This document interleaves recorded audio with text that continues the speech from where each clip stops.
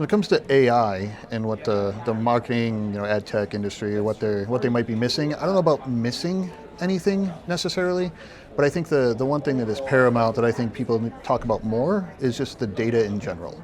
And making sure that you have the right data assets that are driving the AI platforms. And without the best data, the AI is kind of almost useless to a degree. So I think making sure that we hone in on the right data assets to drive the right decision making from an AI perspective is really paramount. Dave, in this AI-driven world that obviously we're all living through, data quality matters more than volume. How do you help clients distinguish between good data and data that just looks good on paper? Yeah, great question. I think that when it comes to data and the quality of data, especially when it comes to AI, you want to make sure that it's not just the biggest. Biggest isn't always the best in those regards. So you want to make sure that you have a variety of data assets that can be leveraged from an AI platform. Again, you don't want to just have the scale. You want to have the predictive nature of the data. You want to make sure that it's driving towards the conclusions and the outcomes that you want.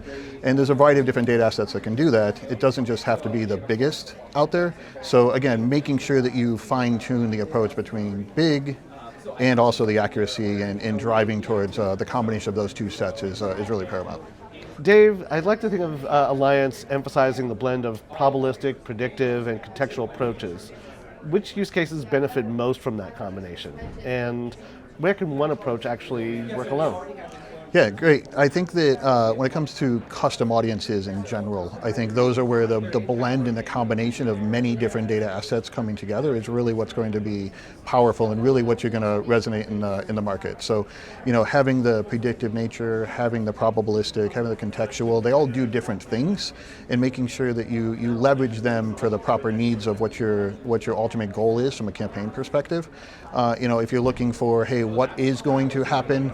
You got some predictive data that's sort of doing that aspect. If you want to understand, what may have happened in the past, there's certain data assets for that. So there's really just a combination of all of those together to help drive the outcomes that you're looking to achieve. Let's stay with custom audiences for a bit more. They're basically considered table stakes at this point. What's the next frontier beyond audience segmentation? Is it activation? Is it measurement, or something else entirely? Yeah, I mean, AI. So we know AI is here. There's also the closed loop measurement. I think has been a conversation forever. Like, how do you actually, and you hit somebody in direct mail and digital and out of home. How do you blend all of that together to get the proper attribution of those? I think that what I'm interested in is the next frontier of my son's age. People who are sort of up and coming. How are they going to consume content? Is direct mail going to make a comeback because it's the new thing out there now? Tech is out there. Everybody's gathering content from a variety of different ways. What do the next generation actually want to consume, and then how do you actually blend that together in the right way to make sure you're hitting the right people with the right audience in the right manner? Well, hanging over the next thing, or whatever the next thing always happens to be, or what comes around, is privacy. And as privacy regulations tighten globally, how does your approach to data composition and audience building need to evolve to stay compliant while also delivering results? Yeah, I think for us specifically, but also in the industry, it really starts with the technology aspect of it.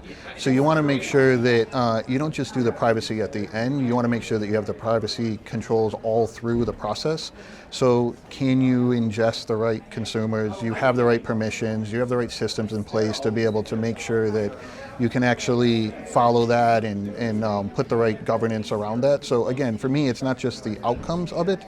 You want to make sure that you have the proper technology and the right data controls throughout your entire process that you can control the privacy aspect.